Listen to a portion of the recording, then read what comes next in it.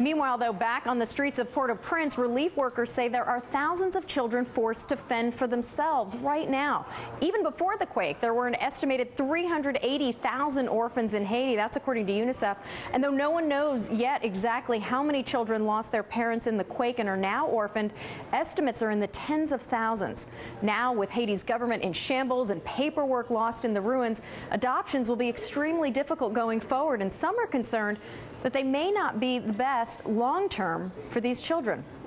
Heather Paul is with SOS USA, a group that maintains 500 orphanages in 132 countries worldwide. They've launched a program in Haiti. And Jesse Eves is from World Vision, a Christian charity that's been involved in helping Haiti's orphans as well. So, Jesse, let's start by clarifying. The orphans that we've heard about in the last several days who've been taken out of the country or are in the process of leaving right now, these are primarily children who were already in some stage of the adoption process, right? So this is either completing the process or fast-tracking something? That's absolutely correct. You know, our heart goes out to the children who have been separated from their parents, and we definitely recognize the noble and generous impulse of Americans to rush forward and help the children of Haiti by rushing to adopt them.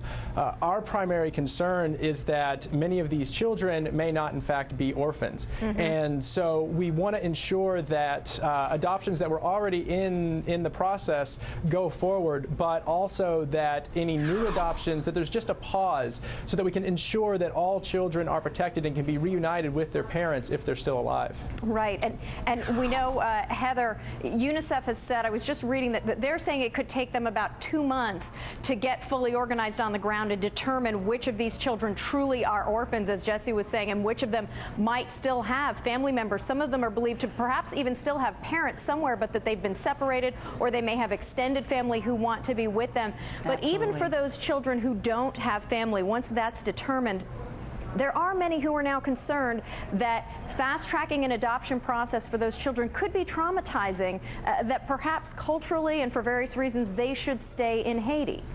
Well, Monica, I think we all agree as responsible nonprofits that first and foremost with SOS, we've been in the business of taking care of children without parental care for over half a century. And we know that first and foremost, children have to be with their parents. And in this terrible tragedy, if they are lost temporarily or permanently, let's look for those loving brothers and sisters, aunts and uncles, before we make that last step of considering an adoption and indeed taking them out of their culture. But there are many phases that these children need to go through first so we represent their best interests. And Jesse, given the lack of a functioning system right now in Haiti for this adoption process, who is protecting these children from the risk of trafficking and kidnapping and other abuses?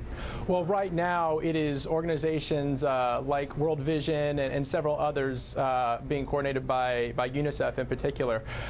What's happening just this week, World Vision started two what we call child-friendly spaces, 2 centers where children can come and receive basic care such as food and water. These are things that they often have to compete for out on the street. And so as a result, they receive food, water, basic medical care. But what's more important is that they're with other children.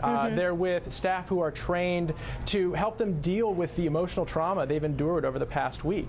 And they're able to play games and draw and basically have some sense of normalcy in their lives, while the agencies and organizations that are there go about the incredibly difficult task of reuniting them with their families or extended families or community members who may take them in if they're still alive. And Heather, quickly, I just want to end on this note. Jesse mentioned the fact that there are so many people watching around the country right now who are saying, oh my gosh, I want to help, I want to adopt a child from Haiti.